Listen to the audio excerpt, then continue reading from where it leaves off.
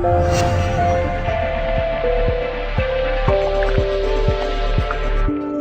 I'm here with Dan Levendowski from Advanced Brain Monitoring, and Dan, you've got the Sleep Profiler. It's another one of your devices I really like and I use a lot in my patients. Can you tell us a bit about what it is?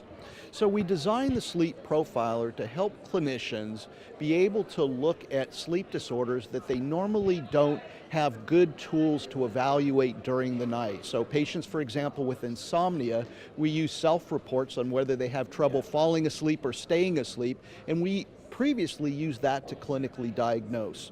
What we wanted to do was create an objective tool like what we have for sleep apnea to make it available for insomnia or mood disorders that would be able to look at the sleep architecture, be able to look at the sleep continuity so that clinicians could either verify the patient's self-report or they could identify the underlying conditions that are actually causing the patient to wake up in the morning and feel fatigued.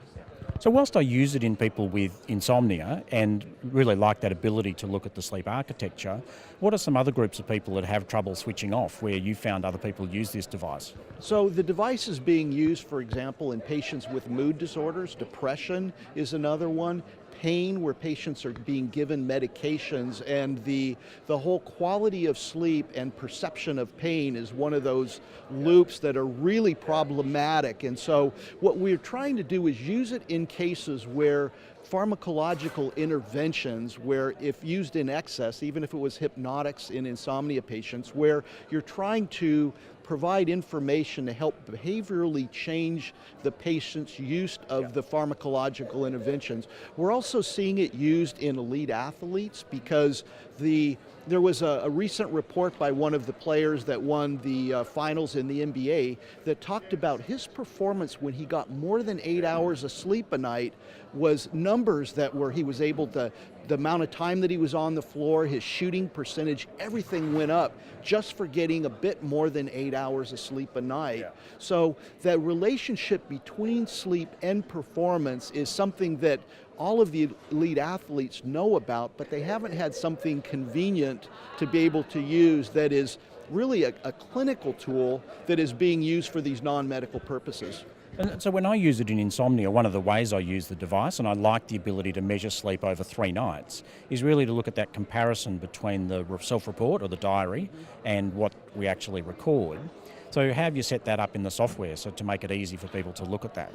That was a suggestion from one of our clinical advisors who talked about when she's sitting across from that insomnia patient and she's having to present the information, she wanted a quick and simple way to be able to show the patient, here's what you thought happened on the nights that you wore the device, and here's what actually happened, so that it would become more obvious to her and to the patient when there was sleep state misperception. Sleep state misperception means that the patient thinks that they're awake a lot longer than they objectively are. And so being able to show them, for example, and it's quite common, the sleep state misperception, that they'll think it took them an hour to fall asleep when they maybe fell asleep in 15 minutes, that's very much within the normal range.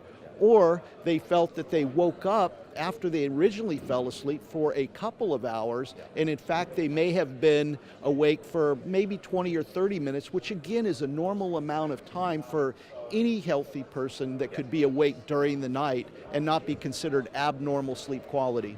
So we've looked at that in our practice. We've actually got a poster here where we look at 11 people we've used a sleep profiler, people with insomnia, and found exactly that they're sleeping more than what they perceive. And it's really in the last 5 years or so, my approach with insomnia has been trying to work on people's distress about how much sleep they feel they're getting versus how much they wish they're getting. And I think that's where we need to focus a bit in insomnia, and tools like this are really helpful in getting a much better measurement and a better understanding of what the brain does during sleep. So one of the things that we did with the technology to help address exactly what you're talking about is in the sleep world, we're trained that there's this category called stage into sleep, and it constitutes between 50 and 60% of the night, and yet we previously didn't have a way of further characterizing that of lighter periods of into sleep and deeper periods of light into sleep. So we start out in wake and then we go to N1, and that's kind of the transition to this period that's about 50 to 60% of the night. And the issue is if you're in the lighter portion of N2, then it becomes much more easily for you to arouse during the night, and then you awaken whether you remember it or not, and then so that's what leads to this fatigue in the daytime, because they don't get the continuous, non-interrupted, deeper N2 and N3 sleep. So we've characterized this light N2 as a way of helping clinicians like yourself look at the overall quality and looking at that 50-60% of the night and subdivide it into being able to do a better job identifying those patients who may have that anxiety that causes them to sleep lighter and not get into as deep sleep. So I generally use the term sleep stability to talk about that concept. You know, and we've talked before about you can use the cyclic alternating pattern as one way of trying to classify that lighter N2 sleep, or cardiopulmonary coupling, thinking of it as low frequency cardiopulmonary coupling. So yeah, I find that a really useful tool. So can you show us the device, Dan? So this is a sleep profiler. It has 3 sensors, and it's quite easy. All you have to do is put it around the head. It sticks to the forehead, and that's enough. And from the device, we're able to measure the ocular movement during sleep, which is used to be able to differentiate REM, rapid eye movement sleep, from some of the other stages. And then we're also able to look at what we call slow wave activity that's very important for long-term health to reduce the risk of chronic disease. We find that the time in slow wave sleep, that's usually in the first part of the night, that's very, very important for long-term sleep health. The device also has an acoustic microphone, so it's not uncommon for older women who, postmenopausal women where their sleep onset or the sleep apnea begins to occur, and they get misdiagnosed with insomnia where they may have some underlying sleep and breathing disorders. So with the acoustic microphone, it provides the clinician some additional information to kind of help them understand what's going on during sleep.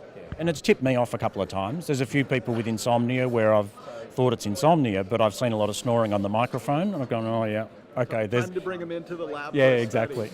I think the other measure that we're very excited about is being able to look at the autonomic activation. So that's the heart rate. And the heart rate will tend to be much, much more variable in patients who are anxious, in athletes that go to bed and have a lot of adrenaline, so they're not able to kind of shut it off, and that will lead to excessive heart rate variability during sleep, and those are kind of a tell for poor quality sleep. All right, that's great. Thanks very much, Dan, and I really enjoy the device, and good work. Thank you, David. No worries. For the A to Z of sleeping well, head to the Hub, sleephub.com.au.